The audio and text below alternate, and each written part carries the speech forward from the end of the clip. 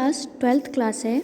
आज हम आपको काव्य खंड से पाठ 6 रामधारी सिंह दिनकर का जीवन परिचय पढ़ाएंगे। रामधारी सिंह दिनकर का हिंदी के ओजस्वी कवियों में शीर्ष स्थान है। राष्ट्रीय भावनाओं से ओतप्रोत उनकी कविता में प्रगतिवादी स्वर भी मुखांतरित होते हैं,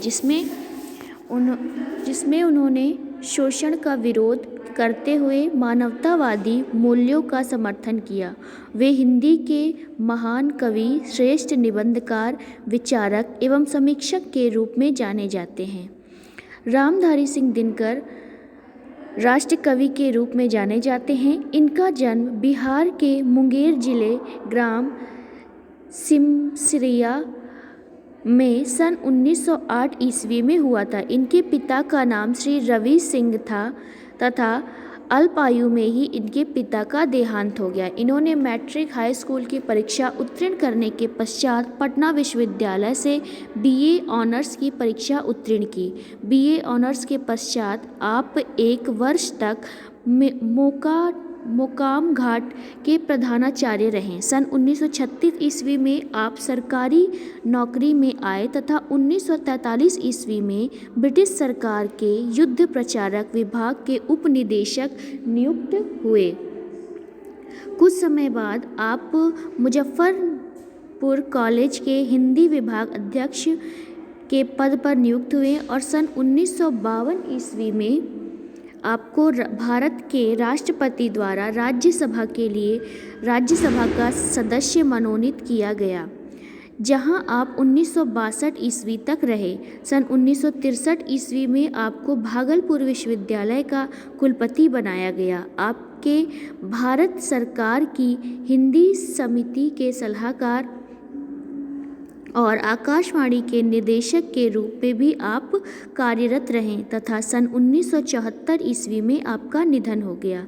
दिनकर जी काव्य प्रतिभा जन्मजात थी। दिनकर जी में काव्य प्रतिभा जन्मजात थी।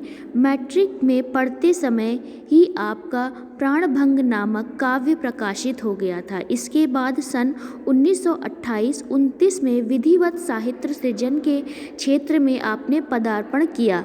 राष्ट्र प्रेम से ओतप्रोत आपकी ओजस्वी कविताओं ने सोए हुए जनमानस को झकझोर दिया। मुक्तक, खंड काव्य एवं महाकाव्य की रचना कर आपने अपनी काव्य प्रतिभा का परिचय दिया। गद्य के क्षेत्र में निबंधों एवं ग्रंथों की रचना कर भारतीय दर्शन, संस्कृति, कला एवं साहित्य की गंभीर विवेचना प्रस्तुत कर हिंदी साहित्य के भंडार को परिपूर्ण करने का सतत प्रयास किया। आपकी साहित्य साधना को देखते हुए राष्ट्रपति महोदय ने सन 1959 में आपको पद्म भूषण की उपाधि से अलंकृत किया। उर्वशी पर आपको भारतीय ज्ञानपीठ पुरस्कार से सम्मानित किया गया।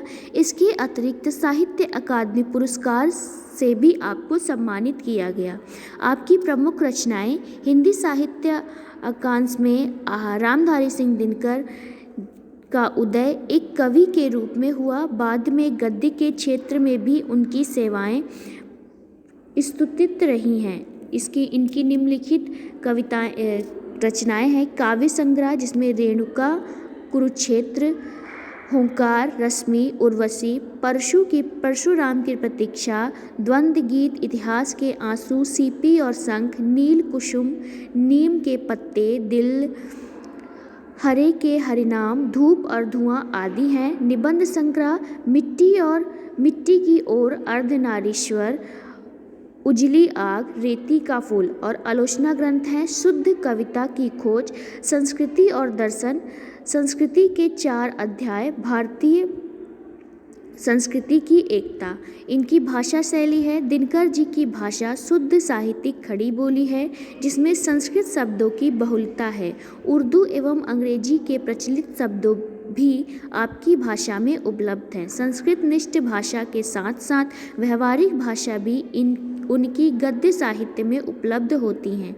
कहीं कहीं देशाज शब्दों के साथ साथ मुहावरों का प्रयोग भी मिल जाता है। विषय के अनुरूप आपकी शैली के विविध रूप दिखाई देते हैं। गंभीर विषयों के विवेचन में इन्होंने विवेचनात्मक शैली का प्रयोग किया, तो कवि हृदय होने के नाते इन्होंने भावात्मक शैली भी दिखाई। समीक्षात्मक निबंधों में वे प्रायः आलोचनात्मक शैली का प्रयोग करते थे। कहीं कहीं जीवन के शाश्वत सत्यों को व्यक्त करने के लिए वे सूक्ति शैली का प्रयोग करते थे। समालोचक दिनकर जी ओज और क्रांति के कवि थे, साथ ही एक प्रबुद्ध विचारक भी थे।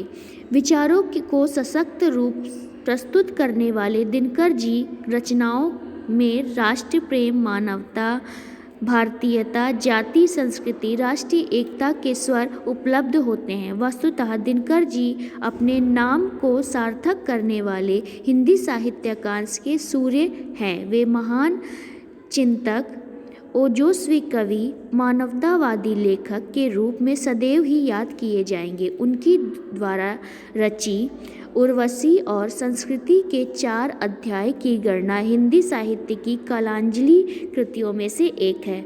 तो बच्चों, ये हो गया रामधारी सिंह दिनकर का जीवन परिचय। आज के लिए बस इतना ही। Thank you.